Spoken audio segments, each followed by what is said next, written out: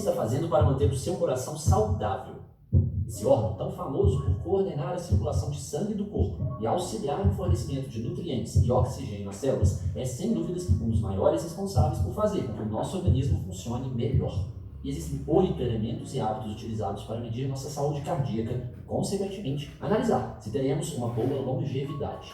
Um desses tópicos, no entanto, levanta muitas polêmicas, mas é fundamental para manter corações saudáveis e também para melhorar a nossa qualidade e o nosso tempo de vida, mesmo sabendo que não vamos viver para sempre.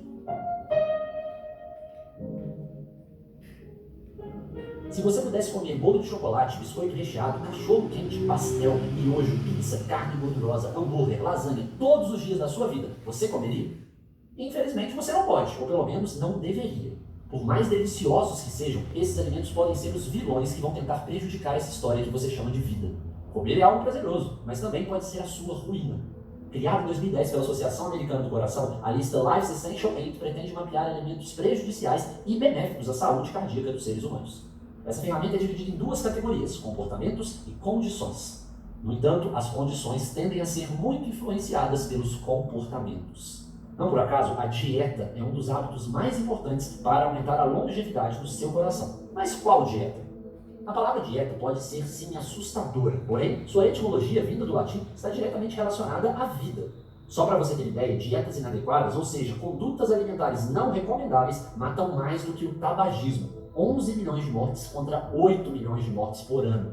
Isso é, inclusive, quase o dobro do número de mortes causadas pela pandemia de Covid-19 até o momento da gravação deste vídeo.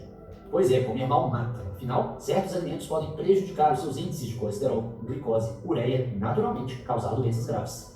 Mas como definir o que é comer bem e o que é comer mal? De acordo com Fábio dos Santos, professor da Casa do Saber e médico cardiologista, já existem diversos estudos científicos que podem nos mostrar o caminho certo para a nossa alimentação.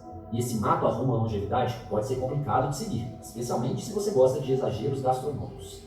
Comer menos frequentemente é melhor para a saúde, pois você dá mais tempo de descanso para o seu corpo. Contudo, é bem provável que você já tenha sido orientado a comer de 3 em 3 horas, pois isso seria mais saudável. Da mesma forma, pode ter ouvido falar que fazer um jejum intermitente é algo negativo. Porém, cada caso é um caso, e ficar mais horas sem se alimentar pode fazer até bem. Na verdade, muito bem.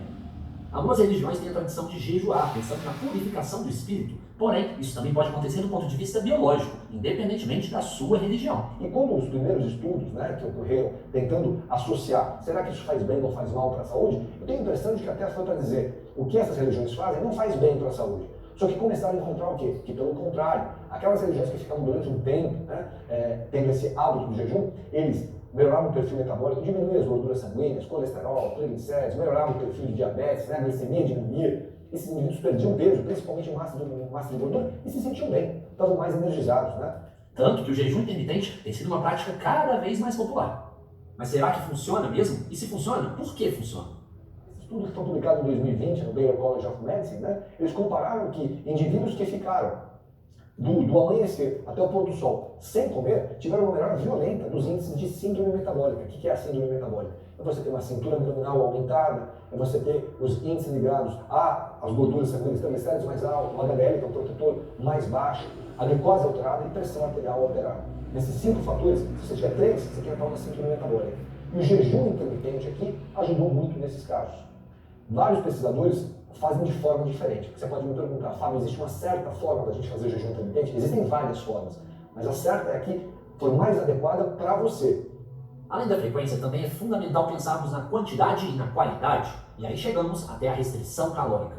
Restrição calórica, eu falo nisso, é perto de você imaginar o teu prato de comida e falar, será que eu posso comer 30% menos do que eu estou comendo hoje?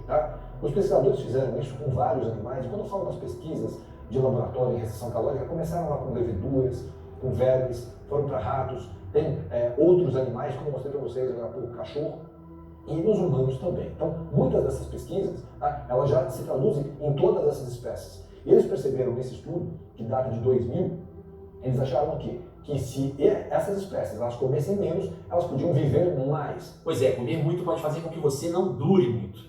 E nesse assunto temos 2 dicas importantes. A primeira delas, elimine alimentos processados e ultraprocessados da sua vida. Já a segunda dica é, evite o excesso de açúcar. Esses sim talvez sejam os maiores vilões quando falamos de longevidade. Esse açúcar, na verdade, em excesso no organismo, o que ele faz? Ele gruda nas suas proteínas e carameliza as proteínas. Vamos imaginar o seguinte, lembra de um creme brulee, tá? Que alguém vai lá e vai caramelizar aquele açúcar na sua frente, tá? É isso que acontece, tá? Eu chego com fogo, coloco ali, aquele açúcar que está maciozinho e de repente ele fica uma crosta dura. É isso que vai acontecer no seu olho, é isso que vai acontecer nas suas artérias, isso você não quer, tá? Os seus mecanismos de defesa, eles ficam rebaixados. E convenhamos que caramelizar as nossas proteínas não parece ser uma boa ideia. Portanto, sinal vermelho para açúcares e processados, mas sinal verde, muito verde, para os verdes. Nós não pretendemos neste vídeo passar um plano alimentar completo para você viver mais, até porque cada pessoa e cada organismo possui necessidades específicas e diferentes. No entanto, uma coisa é certa, os vegetais podem prolongar a sua vida. Ter uma dieta baseada em plantas aumenta os seus índices de vitaminas, fibras e minerais, consequentemente melhora o funcionamento do seu organismo por mais tempo. E não estamos falando para você parar de comer outras coisas, nada disso. Porém, priorizar os vegetais na sua dieta é algo extremamente benéfico para a sua saúde. E alguns povos já entenderam bem isso. Nos anos 2000, o oceanógrafo Dan Buettner fez uma parceria com o National Geographic, pegou um mapa e foi descobrir quais eram as populações mais longevas do mundo, que viviam mais. Essa pesquisa deu vida ao livro Blue Zones. O autor tirou várias conclusões a partir da jornada, inclusive a de que existiam 5 zonas azuis nas quais as pessoas viviam mais e melhor. Okinawa, no Japão, Icária, na Grécia, Sardinha, na Itália, Loma Linda, uma comunidade adventista na Califórnia, e Nicoya, na Costa Rica. E o que as pessoas dessas regiões têm em comum? Pois é, alimentações baseadas em vegetais e em outras comidas saudáveis, como grãos, castanhas, batata doce, frutas e peixes. Sim, seguir determinados comportamentos alimentares pode gerar consequências benéficas ou negativas. Vamos comparar 2 casos diferentes. Repare nos hábitos do homem da direita. Ele possui um perfil metabólico muito favorável à obesidade e está mais propício a desenvolver doenças graves. Enquanto isso, o outro indivíduo tem índices de saúde muito mais satisfatórios, portanto, a tendência é que ele viva por muito mais tempo e com mais qualidade de vida. Com isso, a pergunta que fica é a seguinte: a sua alimentação está te ajudando a sobreviver? Não? Bem, ainda dá tempo de mudar esse cenário para viver mais e melhor. Afinal, o que a boca devora, o coração sente.